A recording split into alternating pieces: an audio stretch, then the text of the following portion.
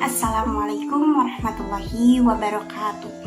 Perkenalkan, nama saya Ratna Mulyani dengan NIM 1901046 dari kelas 3C PG PAUD Universitas Pendidikan Indonesia Kampus Daerah Tasikmalaya. Di sini saya akan memaparkan sedikit hasil observasi mengenai permasalahan yang ada di anak usia dini. Salah satunya terkait anak yang hiperaktif. Tugas ini ditujukan untuk memenuhi salah satu tugas mata kuliah permasalahan anak usia dini yang diampu oleh Bapak Haji Sumardi MPD.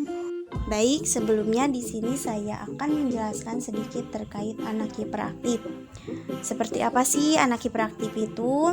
Anak hiperaktif adalah anak yang mengalami gangguan pemusatan perhatian dengan hiperaktivitas atau Attention Deficit and Hyperactivity Disorder. Nah, jika anak mengalami hiperaktif, biasanya para guru akan sangat susah untuk mengatur dan mendidiknya. Di samping karena keadaan dirinya yang sangat sulit untuk tenang, juga karena anak hiperaktif sering mengganggu orang lain, suka memotong pembicaraan guru atau teman, dan mengalami kesulitan dalam memahami sesuatu yang diajarkan guru kepadanya. Seperti apa sih ciri-ciri khusus dari anak yang hiperaktif itu? Yang pertama, anak akan sering menggerak-gerakkan tangan atau kaki ketika ia duduk atau sering menggeliat. Kedua, sering meninggalkan tempat duduknya, padahal seharusnya ia duduk manis.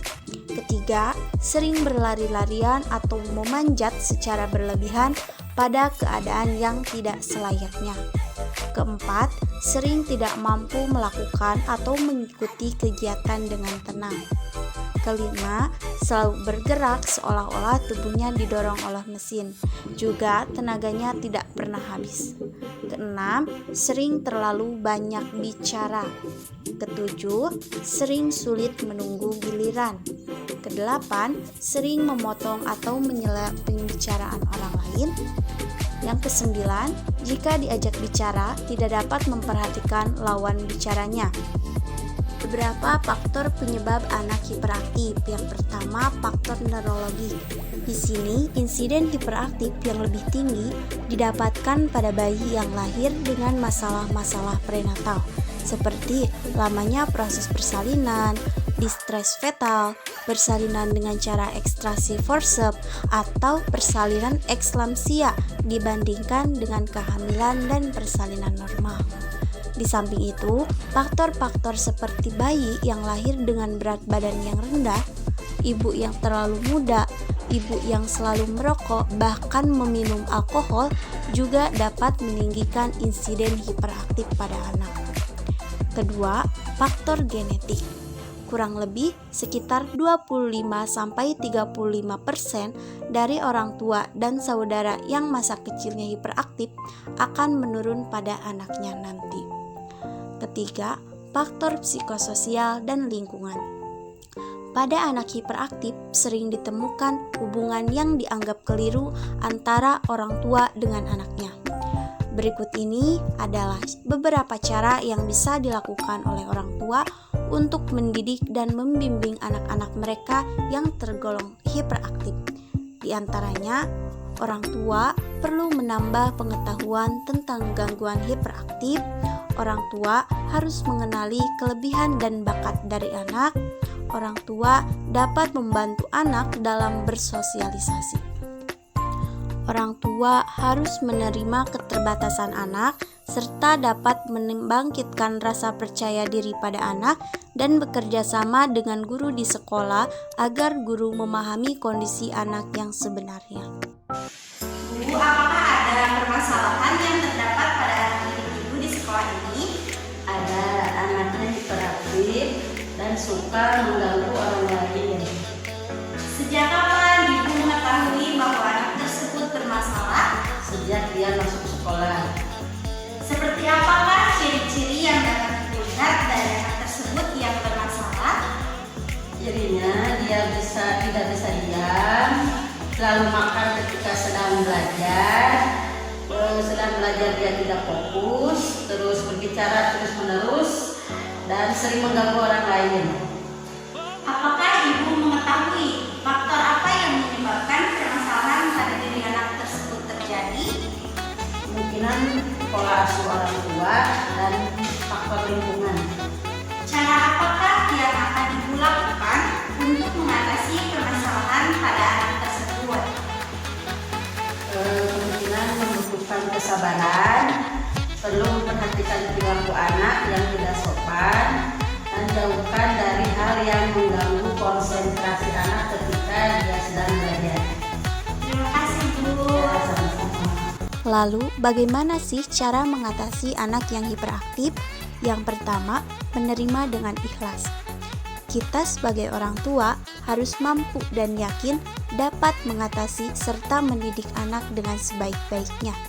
Yang kedua, kita dapat mengajarkan anak kedisiplinan.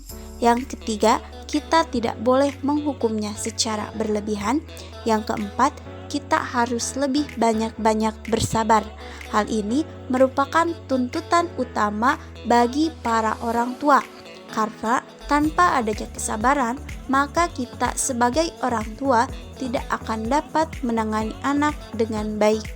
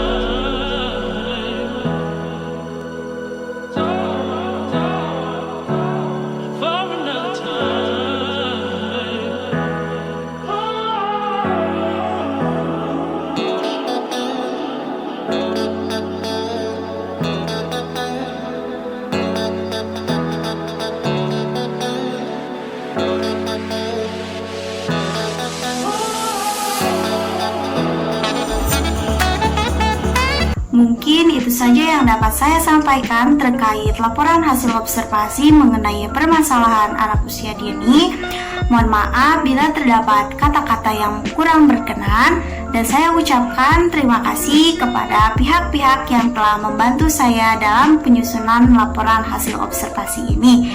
Sampai jumpa di lain kesempatan. Wassalamualaikum warahmatullahi wabarakatuh.